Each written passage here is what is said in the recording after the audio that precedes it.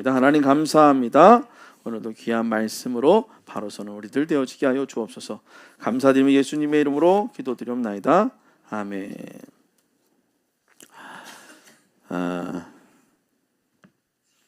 오늘 그의 시선과 그의 명령이라는 제목으로 같이 하나님 말씀 나누도록 하겠습니다.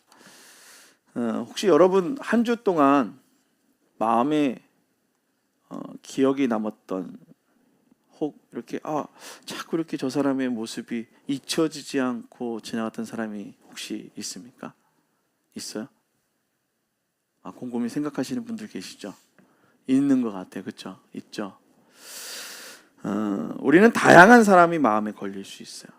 이 사람 저 사람 다 지나가다가 본 사람일 수도 있고, 직장에서 혹은 또 이웃집에서 만난 그냥 스쳐 지나가던 사람일 수 있습니다. 기회를 나눌 기회는 없었지만, 그러니까 대화를 나눌 기회는 없었지만 그 사람의 표정, 그리고 어딘가 참 힘들어하고 지쳐 보였던 모습이 생각났을 거예요. 저 사람 왜 그랬을까? 왜 저렇지? 라는 모습. 또 이런 마음도 있었을 거죠. 참 고단해 보이네. 참 힘들어 보이는구나. 저 사람은 무엇이 저렇게 힘들었을까? 목사인 저도 여러분들을 이렇게 예배드릴 모습을 보며 저 사람은 왜 저렇게 힘든가? 어려움이 있을까?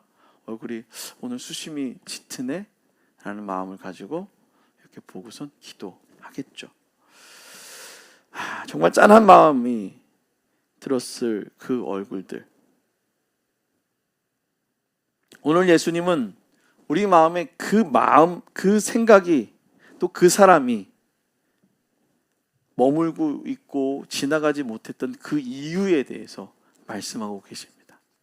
왜, 무엇을, 어떻게 해야 할지라는 거죠. 그래서 하나님은 우리에게 이렇게 말씀하십니다. 따라합니다. 하나님은 그 현장으로 가라 하신다. 어떤 현장일까요? 따라합니다. 복음을 전파하는 현장. 아멘. 하나님은요, 예수님의 걸음은요, 그 현장은요, 복음을 전파하는 공간이었어요. 35절 말씀에 보면 예수께서 모든 도시와 마을에 두루 다니사 그들의 회당에서 가르치시며 천국 복음을 전파하시며, 또 뭐 했어요? 모든 병과 모든 약한 것을 고치시니라. 아멘. 오늘 그 놀라운 역사, 그 놀라운 은혜를 보였다라는 거예요. 여러분, 예수님이 어떤 분인지, 어떤 마음으로 사역을 하셨는지 잘 볼 수 있죠. 35절 말씀을 보면 어떤 마음인지 생각날 것입니다. 여러분은 예수님을 어떤 마음으로 사역하고 계시는지 오늘 말씀을 함께 읽으면서 여러분 마음에 기억되어지고 있습니까? 오늘 그래서 우리 예수님을 잘 살펴보면요, 예수님은요 가만히 계시지 않았어요. 가만히 계시지 않았어요. 회당에서 말씀을 가르치시기도 하고, 또 거리에서, 또 길 위에서 그렇게 하나님의 말씀을 증거했어요. 그래서 회당에서 말씀은 그 지적인 공간, 영적인 공간이라는 그 회당에서 그렇게 말씀을 가르치시고, 또 거기에서 멈추지 않고 어디로 나갔어요? 들판으로 나가십니다. 또 거기에는 병든 자들이 있었어요. 들판이라는 것은 아마 회당 안으로, 그 어떠한 그 공동체의 바운더리 안으로 들어올 수 없는 사람들이 내쫓겨져 있는 상태였던 것 같아요. 정죄받은 자들이 있는 그 들판에 고침을 받지 못하는 이들이 있는 그곳에 나아가셔서 어떻게 해요? 구원함을 허락해 주셨다는 거예요. 복음을 증거했다는 것입니다. 또 길 위로 나가십니다. 그 길은 방황하는 사람들이 있었어요. 병들고 방황하는 자들을 찾아가서 예수님이 뭐예요? 복음을 증거하셨다라는 거예요.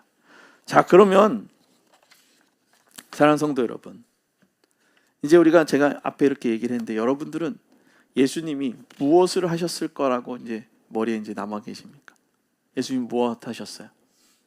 그냥 돌아다니기만 하셨어요? 말씀만 증거하셨어요? 아니었죠. 예수님은 찾아가 그들 앞에 있었다라는 거야. 그들 앞에서 얘기해주고 그들을 만져주고 위로해주고 함께 해주셨다라는 거예요. 그냥 앉아서 기다리는 것이 아니라 세상 구석구석을 누비며 그들의 아픔을 또 현장에서 맞닥뜨리며 그렇게 복음을 전하신 예수님이다라는 거예요. 그 찬양에서 한 손엔 복음 들고 한 손엔 사랑을 들고 온 땅 구석구석 누비는 나라 되게 하소서. 이 찬양이에요. 한 손엔 복음을 들고 한 손엔 사랑을 들고 그들에게 나아가 예수 그리스도의 복음을, 아니 하나님 나라를 선포하셨다라는 것입니다. 그래서 하나님께서는 우리들을 보면서 뭐라고 얘기하느냐, 목자 없는 양같이 생각하셨다라는 거예요. 그래서 오늘 우리가 읽을 본문을 보면 예수님은 많은 무리를 보셨을 때에 어떻다라고 마음을 표현하셨어요. 네? 말씀해 보셔도 돼요. 그냥 던져도 돼요. 막 던져도. 성경 읽었잖아요. 불쌍히 여겼다. 맞아요. 36절에 보면 뭐라고요? 불쌍히 여기셨다라고 말하고 있습니다. 오늘 예수님이 그들을 불쌍히 여겼다라고 얘기하고 있는 거예요. 불쌍히. 긍휼히 보셨다라는 거예요. 오늘 불쌍히 여기다라는 이 단어를 보니까 헬라어로 창자가 끊어지 듯한 아픔을 가졌다라고 하는 뜻을 갖고 있어요. 그러니까 불쌍히 여기는 것은요, 그냥 지나가다가 그냥 이렇게 적선하는 게 아니고요, 정말 창자가 끊어지 듯한 그 아픔과 그 깊은 곳에서 솟구치는 긍휼함, 그 긍휼함이 있었다라는 거예요. 왜 예수님이 그렇게까지 아파하셨을까요? 성경은 그 이유를 이렇게 말하는데, 그들이 목자 없는 양과 같이 고생하며 기진하더라. 우리를 사랑하시는 그 마음은 충분한데요, 더 중요한 것은 뭐냐, 그들이 어떻게 살아가고 있었기 때문에요, 목자가 없이 그냥 방황하며 살아갔다라는 거예요. 기진하며 살아갔다라는 거예요. 여러분, 목자 없는 양 어떻게 될까요? 여러분, 목자 없는 양을 한번 생각해 보세요. 행복해 보여? 잡아먹히겠죠. 지켜지는 울타리가 없는 거예요. 바운더리가 없죠. 누가 들어오면 그냥 공격해오면 그 공격을 스스로 뭔가 다 막아야 되는 거예요. 그래서 어디로 가야 할지 몰라 길을 잃고 있는 모습들. 늑대가 오는지도 모르는 채 덤풀 속에 고립되어져 있는 모습. 그 모습으로 살아가고 있다라는 거예요. 예수님이 보시는 세상은 바로 이런 모습인 거예요. 겉으로는 화려해 보이고 바쁘게 돌아가는 것 같지만 영혼의 목자가 없이 방황하고 방향을 잃고 삶의 무게에 눌려서 살아가고 있는 것이라는 거예요. 방향을 잃고 방황하는 것에 또 마음 둘 곳이 없는 것 같은 그들. 어디에 마음을 둘지 모르니까 뭐 하고 있는 거예요? 방황하고 있는 거예요. 사람들이 방황하는 이유가 뭘까요? 집에 못 들어가고 방황하는 이유가 뭐예요? 애들이 가출하는 이유가 뭐예요?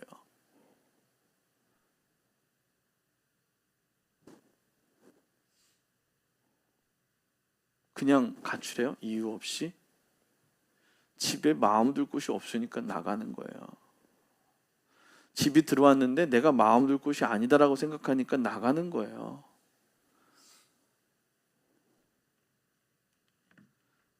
남자들이 집에 잘 안 들어가는 이유가 뭐예요? 집에 마음 둘 곳이 없으니까 안 들어온대잖아요.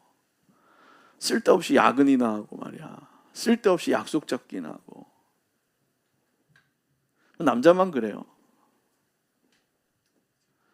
여자도 그래요. 서로 마음 둘 곳이 없으니까 어떻게 해요? 방황하는 거예요.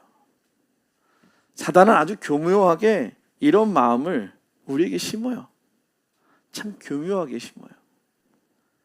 뭐가 그렇게 잘나서 혼자 고민하고 물어보지 않느냐라는 거죠. 하나님께 물어봐야 되는데, 야, 너 말이야 그 정도도 못해? 혼자 결정할 수 있잖아 말이야, 이러면서 말하지 않겠느냐라는 거죠. 왜 사단은 교묘한 속삭임으로 우리를 속이냐라는 거죠.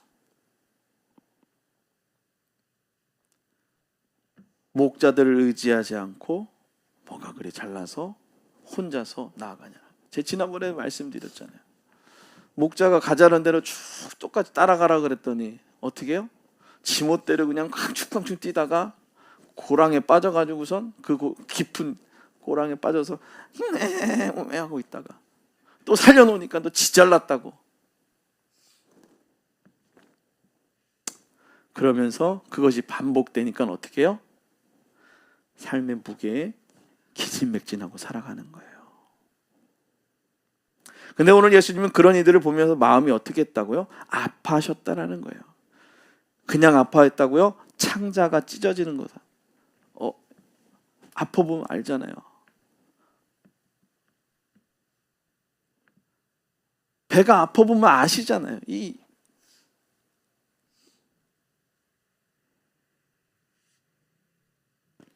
오늘 그래서 주님은 우리를 어떻게 하셨다고요? 긍휼히 보셨다라는 거예요. 긍휼히 여겼다라는 거예요. 따라합니다. 하나님은 우리를 긍휼히 여기신다. 옆에 있는 보고 하나님은 당신을 긍휼히 여기십니다. 네, 긍휼히 여겨주신대요. 마음이 찢어지게 아파함으로 여러분들을 보고 계신다라는 거예요. 힘들어하고 어려워하고 있는 그 여러분들의 모습. 아니 내 이름을 좀만 한 번이라도 부르면 좋겠는데.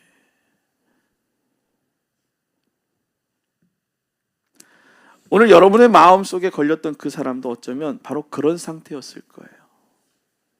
아니면 이 자리에 있는 여러분 중에서도 그런 상태로 영적 방황을 하고 있는 분들이 있지 않을까 생각됩니다.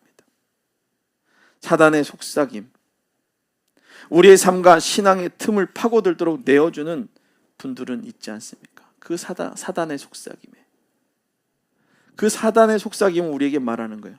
우리의 삶과 신앙의 틈을 계속 조금씩 파고들어서 목자를 찾지도 않아요. 나중에는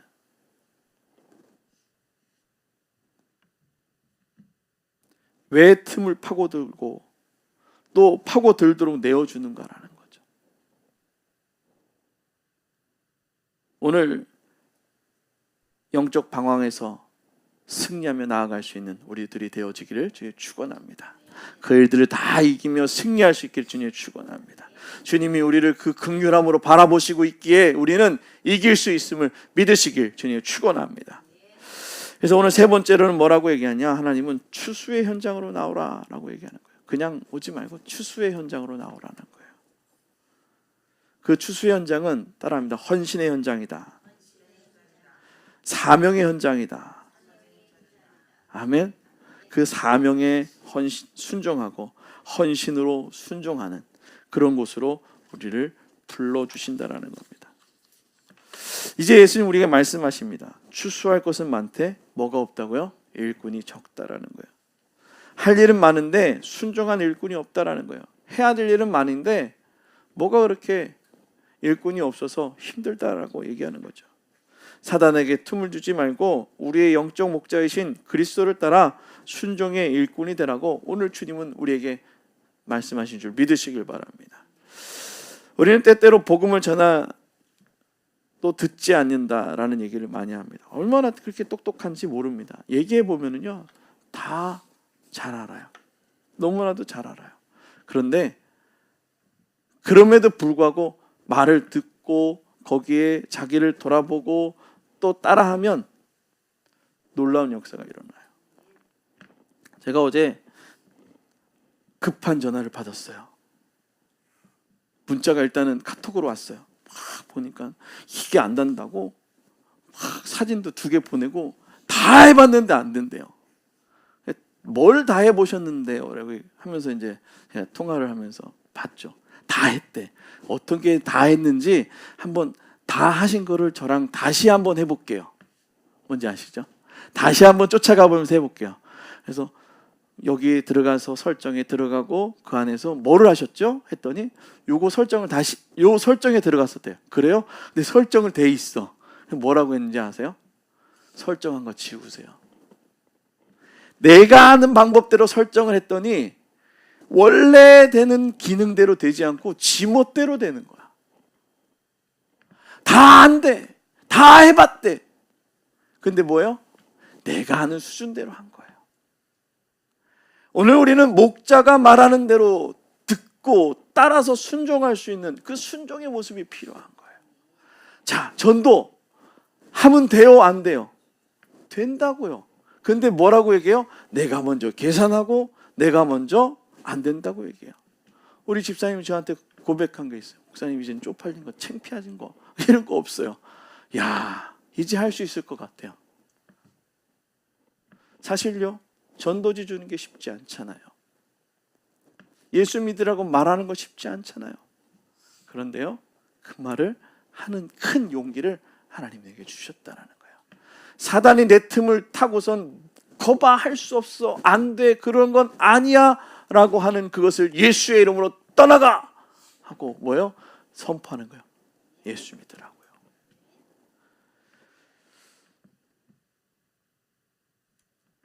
오늘 주님은 우리 그 나약한 모습을 이제 돌아서라고 주님 말씀하십니다.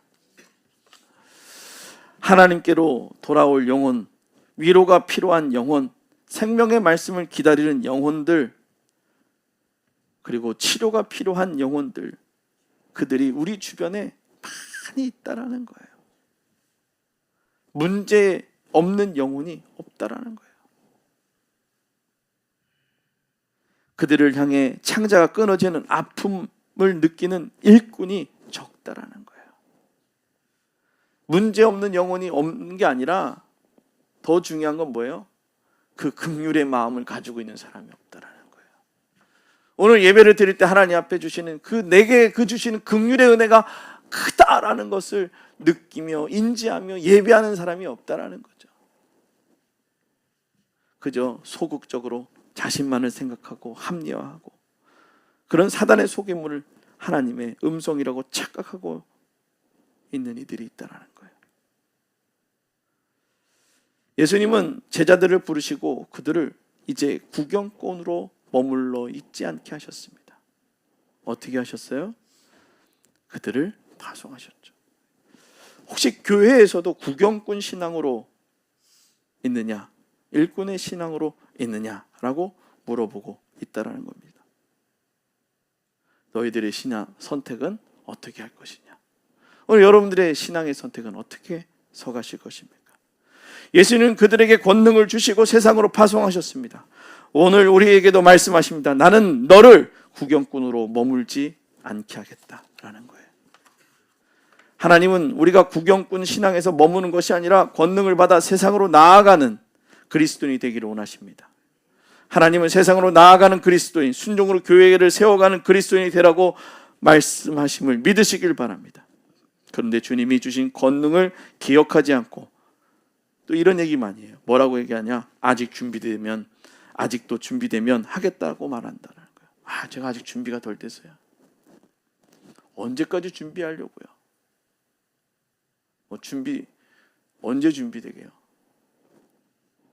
조금 완벽해지면 하겠다. 언제 완벽해지는데요? 나 같은 사람이 어떻게 하느냐? 나 같은 사람이니까 어떻게 해요? 믿어야 되는 거죠. 이렇게 차일피일 미루는 사람들이 많다라는 거예요. 미루지 않고 순종하며 나아가길 바랍니다. 10장 1절에 뭐라고 얘기합니까? 10장 1절 말씀 시작. 예수께서 그의 12제자를 부르사 더러운 귀신을 쫓아내며 모든 병과 모든 약한 것을 고치는 권능을 주시니라. 아멘. 오늘 그들을 부르시면서 어떤 일들을 허락하셨느냐? 예수님이 하셨던 그 일을 이제 누가 하라고요? 우리 보고 하라고 하시는 거예요. 누구의 이름으로요? 예수의 이름으로 선포하라는 거예요. 우리 정원초 성도님 그런 얘기 하셨단 말이에요.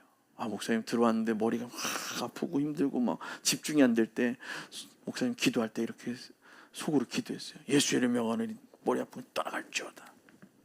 그랬더니 머리가 확 하고 어떻게 해요? 환해졌대요. 맑아졌다라는 거예요. 뭐가 필요해요? 믿음으로 선포하는 거예요.